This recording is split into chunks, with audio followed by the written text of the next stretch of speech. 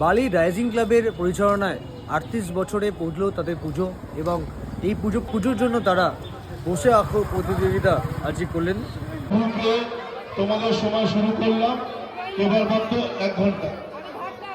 আজকে কি উপলক্ষে এটা করছো তোমরা? আজকে আমরা সরস্বতী পুজো উপলক্ষে একটা অঙ্কন প্রতিযোগিতার আয়োজন করেছি। এখানে মোটামুটি 280 থেকে 290 জনের মতো ক্যান্ডিডেট। প্রতি বছরও এটা আমরা আগে থেকেই করে আসছি, প্রায় এটা 28 বছর হয়ে গেল, কন্টিনিউ হচ্ছে।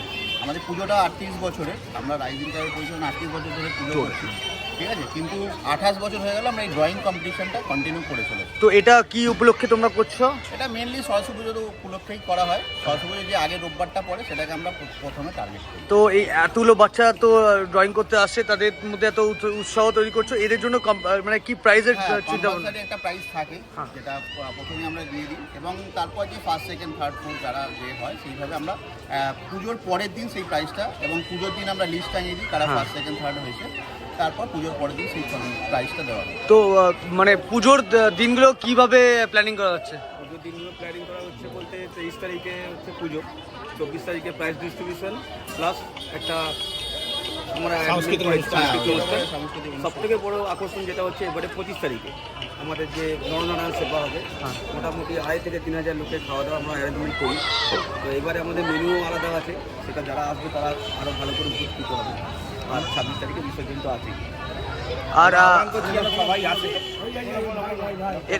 এবারে কোনো থিম নাকি এবারে অন্য কিছু প্ল্যানিং আছে? আমাদের থিম সেরকমভাবে, যেহেতু আমাদের জায়গাটা প্লেসটা খুবই শর্ট, এখন থিম করতে গেলে একটা জায়গা দরকার, বড় জায়গা। তো আমরা যেমন নর্মালি আমরা পুজো করি, নর্মালি পুজো করব, এবং আমাদের উৎসাহ যেটাই হচ্ছে প্রথম থেকে এই যে আমরা ড্রয়িং কম্পিটিশান, তারপরে নরনারায়ণ সেবা, ঠিক আছে, এইগুলো সাংস্কৃতিক অনুষ্ঠান, এইগুলোই আমরা প্রতি বছরই চালিয়ে যাচ্ছি এবং চালিয়ে যাব, এইভাবে আমরা পুজো করি। তো সবাইকে একটাই কথা হচ্ছে যে এরকম বাচ্চাদের যে ইনিশিয়েটিভটা, আগামী বছর কি নতুন কিছু দেখতে পাবে বাচ্চারা? আশা তো রাখি আমরা নতুন কিছু করার, প্রতি বছরই রাখি নতুন কিছু তুলে ধরার। দেখা যাক সামনের বছর আমরা হয়তো আরো নতুন কিছু তুলে ধরতে পারবো, আশা করি।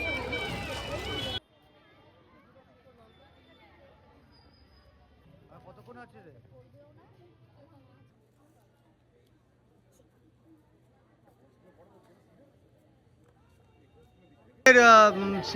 মানে কেমন লাগছে এখানে? খুব ভালো লাগছে।